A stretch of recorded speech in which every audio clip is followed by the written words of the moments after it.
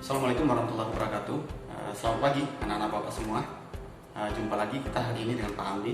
Minggu lalu kita sudah membahas tentang vektor, bagaimana cara melambangkan notasi vektor, bagaimana menjumlah vektor kalau searah, berlawanan arah, atau saling membentuk sudut tertentu. Hari ini kita akan membahas vektor secara analitis.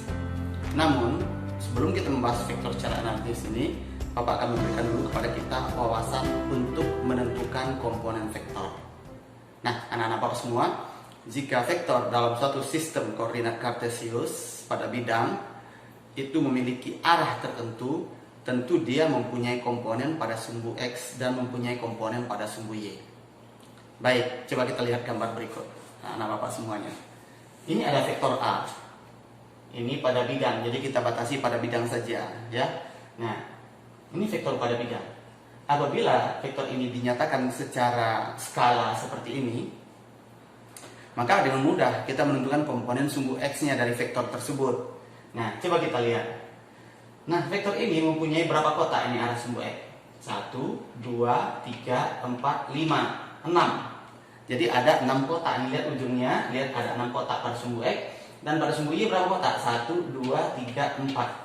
Nah, berarti vektor A mempunyai komponen AX sebesar 6 satuan. Anggap ini satuan, ya. Satuannya bisa saja meter, satuannya bisa saja newton, dia tergantung nanti vektornya vektor apa. Nah, AY-nya berapa? Nah, lihat AY-nya, ini kan pangkal vektor tadi 1, 2, 3, 4. Oh, berarti AY-nya 4. Oke, gampang ya kita menentukan komponen vektor. Nah, bagaimana kalau seandainya nanti Bapak buat vektor B? Nah, lihat ini B. Vektor B Bapak tulis di sini. Anak-anak coba lihat. Ini vektor B. Arahnya ke bawah tuh. Nah, kita tinggal lihat pangkal vektornya dulu. Nah, dalam sistem koordinat kartesius ini ke bawah ini minus.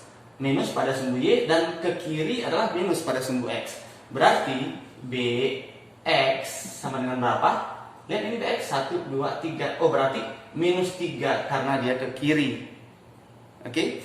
Nah, dari pangkal vektor ke bawah 1, 2, 3. Lihat ini 1, 2, 3 ke bawah, 3 ke kiri. Nah, 3 ke bawah itu By minus 3 juga. Gampang ya kalau kita menentukan vektor secara skala seperti ini. Jadi kita tinggal lihat komponen-komponennya aja. Jadi X-nya berapa, Y-nya berapa kotak X, berapa kotak Y, hanya itu. Nah, sekarang coba kita lihat kalau kita menggunakan sistem sudut. Ya, kemarin kita udah bahas tentang sinus, kosinus, tangen. Sinus itu depan sudut dibagi miring, kosinus itu apa? Alasnya sudut dibagi miring. Nah, kita bisa melihat untuk ini bagaimana kita menentukan komponen X-nya. Yang komponen X-nya tentu yang ini, anak-anak. Ini kan tadi X-nya dan ini Y-nya. Nah, Y-nya ini Bapak pindahin aja ke sini. Oke, nah ini Y-nya. Sama aja toh. Ini sama ini. Ya, jadi biar dia satu titik tanggap aja. Nah, kalau ini vektor F, misalnya F 8 Newton misalnya ya. Berarti ini Fx. Berapa ini Fx? Nah, kita lihat ini. Alas per miring itu cos. Oh, berarti Fx itu, nah, mana alasnya? Fx ya, Fx per miring per S itu sama dengan cos berapa? Cos 60 ya. Oh, berarti Fx-nya sama dengan F cos 60 derajat ini. Oke, anak-anak, nyari Fx cos 60. Nah, kalau cari Fy itu kan depan sudut. Jadi dengan mudah kita tentukan aja langsung. Depan pemiring apa? Sinus. Ya udah langsung aja ini. Berarti Fy-nya apa? F sin 60. Berarti yang ini F sin, berarti ini yang cos. Nanti kalau kita bayangin secara mudahnya, kalau kita mengapit sudutnya itu cos. F cos 60. Kalau dibawa menjauhi sudutnya, ini kan sudut ya, menjauhi sudutnya F sin 60. Itu lebih mudah, anak-anak. Oke, coba Bapak buat bentuk yang lebih beda ya. Ini misalnya 30 misalnya. Ini ada F lagi. Ya. Nah, ini F-nya tadi berapa? Kalau ini F-nya 8. Oke, udah langsung ada harganya 8 cos 60. Kalau ini ada harganya tadi berapa? 8 ya. Udah langsung ada harganya. Sekarang ini F aja lah nggak punya harga. Harganya belum ditentuin. Nah, Yang di sini apa anak-anak? F cos atau F sin? Nah, coba kita lihat yang ini. Yang ini alas sudut. Oh, berarti kalau ini alas, kan ini sudutnya di sini, ini depannya, ini mesti alasnya. Nah, kalau alas itu udah pasti dikali cos dong, ya. Berarti ini F cos 30 derajat. Tetapi pakai apa? Pakai minus karena dia ke bawah. Dan ini sudah pasti berapa anak-anak? Ini depan sudut, sama depan sudut ini sama panjang kan? Oh, depan sudut udah pasti sin, berarti F sin 30 derajat. Min, tapi kenapa min? Karena dia ke kiri. Gampang ya? Bapak harap dengan memahami yang ini saja, anak-anak Bapak sudah bisa menyelesaikan penjumlahan vektor secara analitis. Berarti kita cek contoh-contoh untuk penjumlahan vektor analitis. Oke anak-anak? Berikut Bapak kasih contoh soalnya.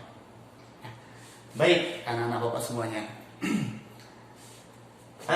Ini ada 3 vektor, ada vektor A, vektor B, vektor C di dalam suatu sistem koordinat kartesius, ya. Nah, masing-masing bisa kita lihat komponennya, ya.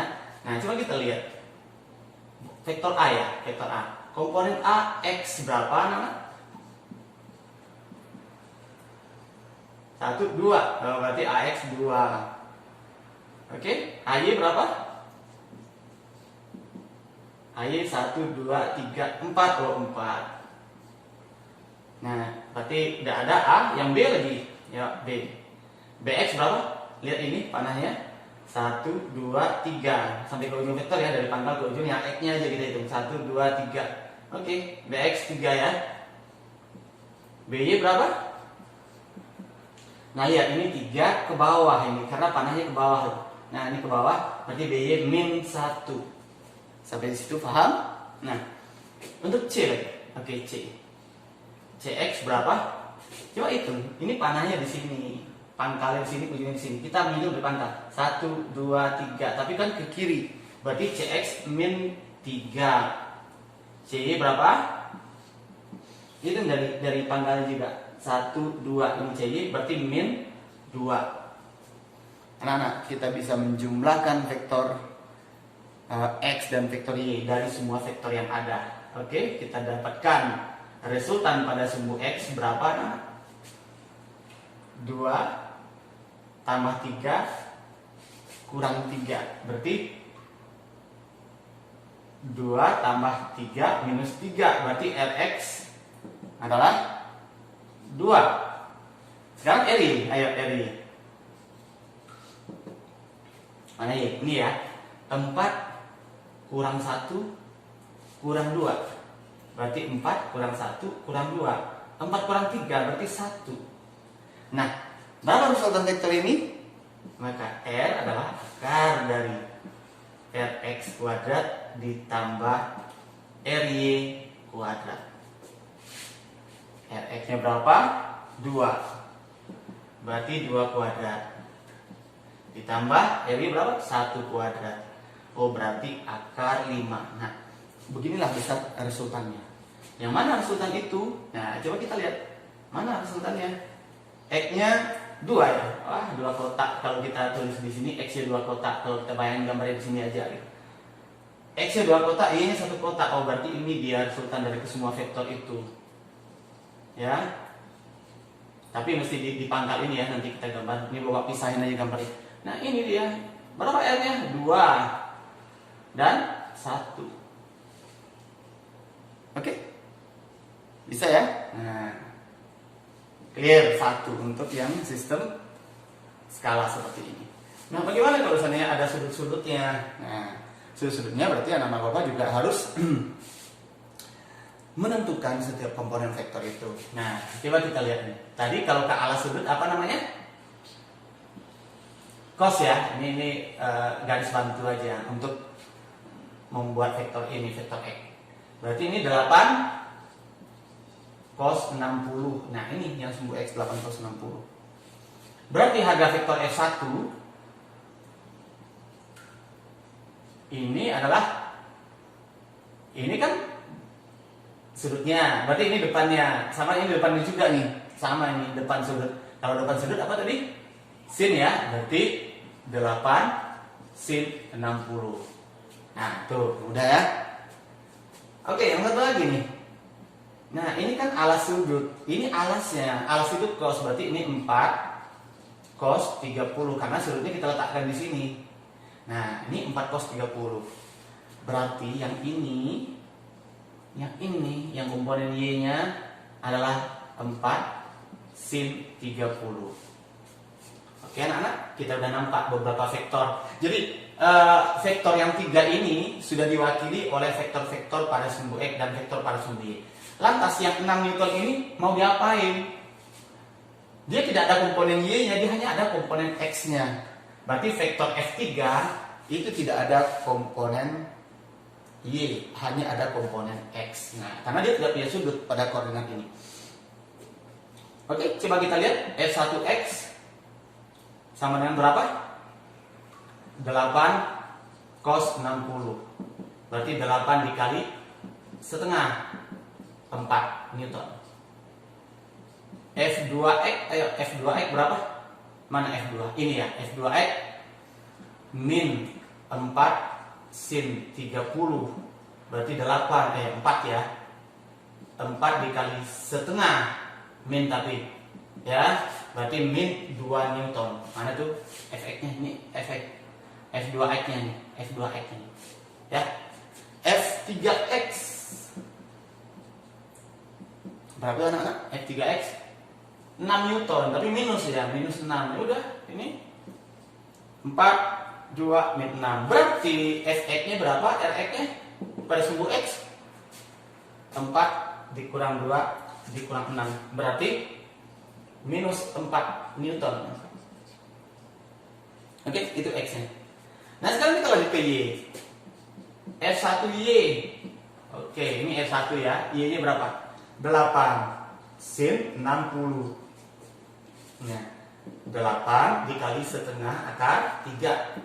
Jadi 4 akar 3 ya. Ini ya, ini 4 akar 3.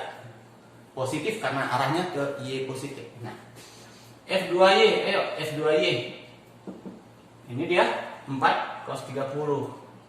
4 cos 30 min tapi ya, berarti min 4 dikali setengah akar 3. Ya, berarti min 2 akar 3. Kalau F3-nya berapa? Ada komponen Y-nya F3? F3 tidak punya komponen Y karena dia semata-mata berada pada sumbu X. Jadi F3Y 0. Oh, berarti kita dapatkan RY berapa anak? RY 4 akar 3 dikali 2 akar 3? Iya, 2 akar 3. Ya, RY 2 akar 3. Lantas, gimana kita cari resultannya? Resultan akar dari berapa? Ini nih, min 4 kuadrat ditambah 2 akar 3 kuadrat. Bisa? Nah, ya ini kan tinggal hitung-hitung. 16 ditambah berapa tuh? Ini 4 dikali 3. Ini 4 ya, dikali 3 berapa? 12. Oke. Nah, 16 sama 12 berapa? 28. Akar 28 atau 4 kali 7, 2 akar 7 Newton. Oke. Nah, lantas bagaimana kita menggambarkan vektornya dari resultan itu? Ya, min 4 kan ke bawah. Min 4 kan kalau sumbu X ke samping kiri ya. Nah, dan 2 ke mana itu? Ke atas, seperti min 4-nya ke sini. Ini min 4 dan 2 akar 3 nya mana? Ke atas. Ini 2 akar 3. Nah, ini dia resultan itu anak-anak. Ini resultannya. Berapa resultannya tadi? 2 akar 7. Berapa sudut tetanya? Ya. Nah, berapa sudut resultan itu terhadap sumbu X. Jadi kita tinggal buat aja tan theta sama dengan tangen aja. Ya, tangen berapa? Depan per alas, ya. Depannya mana? Depannya ini 2 akar 3 nih. Ya, jadi kalau kita mau cari tan theta di sini, tan theta RY per RX. Jadi RY per RX ya, tan theta berapa tuh? RY 2 akar 3 per 4. Min 4 tadi ya, min 4. Jadi min setengah akar 3. Untuk tangen min setengah akar 3 ada. Yang istimewanya nggak ada, dia bukan sudut istimewa. Oke anak-anak Bapak bisa ya dipahami. Coba diulang-ulang lagi melihat video ini per langkah yang Bapak jelaskan. Insya Allah mudah-mudahan anak-anak akan mengerti. Dan ini tidak sulit. Oke ya, selamat belajar anak-anak Bapak semuanya. Tetap semangat.